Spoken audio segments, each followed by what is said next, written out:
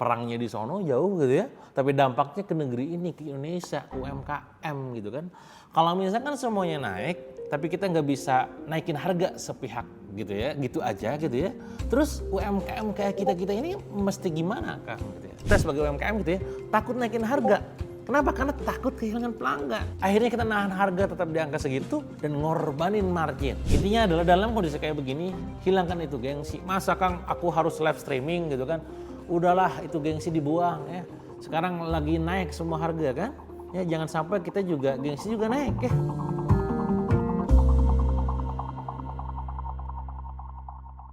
Kalau harga naik semua, gimana nih nasib UMKM? Ada mungkin di antara Anda yang sekarang dalam kondisi bertanya seperti itu. Ini harga serba naik. Mungkin beberapa minggu terakhir ini kita ngerasain betul bagaimana bahan baku udah mulai naik dan itu angkanya signifikan. Anda pada saat beli plastik, plastiknya naik, kemasannya naik. Bahkan produksi itu juga makin kita naik. Ujung-ujungnya kerasa apa coba? Pada saat kita jajan gitu ya, beli sesuatu, sekarang biasanya kita dapat sekian, dapatnya lebih dikit. Biasanya kenapa Mang? Gitu ya, kalau orang Sunda bilang kan gitu ya. Ya soalnya bahannya pada naik. Itu yang terjadi saat ini atas dasar efek konflik global gitu ya, Timur Tengah gitu ya, itu berdampak kepada Indonesia. World Bank ngejelasin bahwa konflik geopolitik itu bisa ngeganggu rantai pasok global dan ngedorong inflasi komoditas. Perangnya di sono jauh gitu ya, tapi dampaknya ke negeri ini, ke Indonesia, UMKM gitu kan.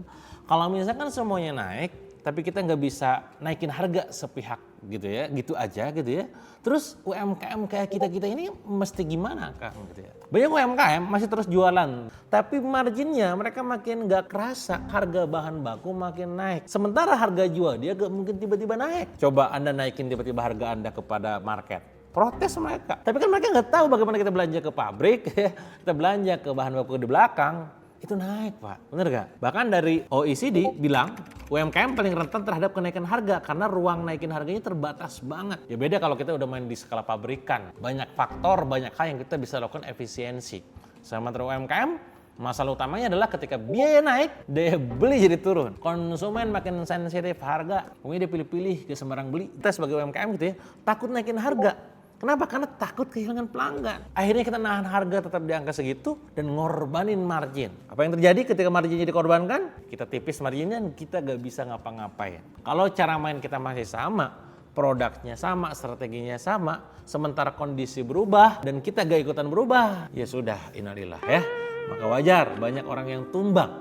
Di tahun lalu bahasanya narasi kita jangan ngomongin scale up lah. Terlalu bullshit kayaknya ngomongin scale up gitu ya. Survive aja alhamdulillah, bener gak? Ada di antara yang sekarang kondisi masih survive, masih jalan, itu alhamdulillah banget. Termasuk di tahun ini di saat kita melihat banyak bagaimana konflik terjadi di Timur Tengah, Iran, ya, Amerika, ya, Israel dan banyak negara lainnya itu perang sedemikian rupanya. Efeknya ke negeri ini. Lantas sekali lagi bagaimana kita UMKM bisa bertahan Kang? Oke, satu, mari kita naikin value-nya. Jangan cuma sekedar naikin harganya. Tentu harga boleh dinaikin dengan catatan value-nya dinaikin dulu. Anda harus bisa menjawab kenapa orang lain beli produk kita. Kenapa orang lain harus rela ngeluarin biaya lebih mahal. Apakah tadi lebih kepada nanti branding yang kita perbaikin, kita ubah, atau packaging yang kita bikin lebih proper, atau persepsi yang kita mainkan, campaign-campaignnya. Disinilah kemampuan ilmu branding, positioning yang dibangun. Anda gak garap untuk semua hal, garap orang tertentu saja. Bagaimana cara mengiklankannya, bagaimana cara bikin kontennya, cara campaignnya, value-nya dinaikin, tapi harganya nanti ngikutin value-nya. Jangan langsung tiba-tiba harga dinaikin tanpa value dinaikin, itu nomor satu. Dua, Anda harus mulai pikirin untuk meng-cut yang gak efisien. Cek bahan bakunya, ya, supplier, proses produksi. Kalau ada yang bisa dikurangin, kurangin seefektif mungkin. Pokoknya biar makin efisien dan sesuai dengan budget yang Anda inginkan. Margin, gross profit-nya. Atau apa itu gross profit? Laba kotornya. Oh ternyata kayaknya gak perlu, hilangin. Tentu Anda gak langsung tiba-tiba ya, tapi sesuaikan aja dengan kebutuhannya. Jadi cut off ataupun cut yang memang bikin gak efisien. Yang ketiga adalah Anda mulai fokus pada produk yang paling untung, yang marginnya paling tebal. Anda jualan produk teh manis misalnya. Dengan teh botol, marginnya gede mana? Jelas teh manis ya. Yaudah jualan teh manis aja, jangan jualan teh botol gitu. Kalau memang itu terlalu tipis marginnya, itu udahlah hilangin aja. Daripada kita dapat omset gede tapi profit kecil gitu kan. Dan effort tuh, ada effort loh di situ. Biarin kan yang penting laku dulu lah. Ada effort yang capek nanti chaos. Yang keempat adalah fokus untuk memaksimalkan repeat order. Jangan cuma sekedar ngejar customer baru terus. Karena customer baru selalu ada yang namanya biaya akuisisi. Dan biaya akuisisi itu ada duitnya ya, dan mahal ya. Mending Anda maintain customer Anda dengan cara membangun database. Database-nya dilabelin di WA-nya tuh. Mana yang udah pernah beli produk ini, mana yang udah beli produk itu. Kapan kiranya dia repeat, ditandain di Excel. Kita kontak, kita bangun hubungan. Orang lain bikin WA story, Anda komen. Orang lain nganggur, kita komen gitu. Masalah repeat order ini seperti kayak kita bangun rumah. Kalau kita bangun rumah, mana yang lebih mahal keluar duit? Apakah ke samping atau ke atas? Banyak orang bilang ke atas. Enggak, yang paling mahal ke samping. Karena ke samping harus beli tanah dulu, baru ngomongin bangun atasnya. Jualan juga demikian. Bangun ke samping ada yang namanya biaya akuisisi dulu. Nah, biaya akuisisi adalah butuh biaya sesuai dengan namanya biaya akuisisi gitu kan. Mending kita fokus customer lama. Customer lama diurus, di-maintain, di-entertain, dan pastikan mereka loyal dan repeat order. Itu nomor 4. Dan nomor 5 adalah adaptasi model bisnisnya. Ubah target marketnya, ubah cara jualannya, ubah campaign-nya, ubah kontennya. Karena dalam hal ini, yang beradaptasi dengan zaman yang akan menang. Kita bisa melihat bagaimana dulu bisnis sebesar Nokia, bisnis sebesar Kodak pada tumbang, BlackBerry tumbang. Kenapa? Bukan mereka jelek, bukan mereka keren, tapi tidak adaptasi dengan zamannya. Sementara iPhone, Samsung, Xiaomi ya, dan sejenisnya Huawei beradaptasi dengan zaman. Mereka tetap ada. Maka yuk adaptasi dengan zamannya. Orang lain mulai masuk digital, kita masuk digital. Orang lain masuk social chat, masuk social chat WA gitu ya. Telegram ya, ataupun apapun gitu ya. Orang lain masuk Gojek ataupun Grab, masuk ke dalamnya.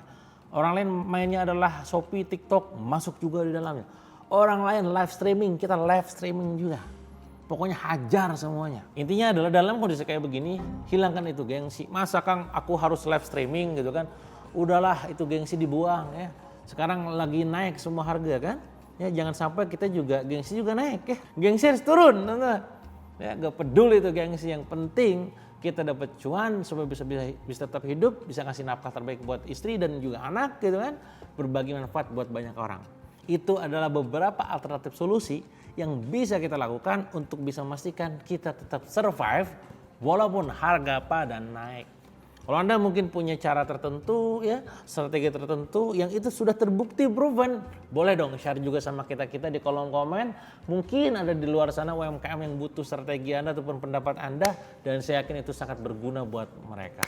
Jadi mungkin teman-teman dari saya, kalau Anda butuh mentoring gitu ya, sejatinya saya tidak buka mentoring khusus ya.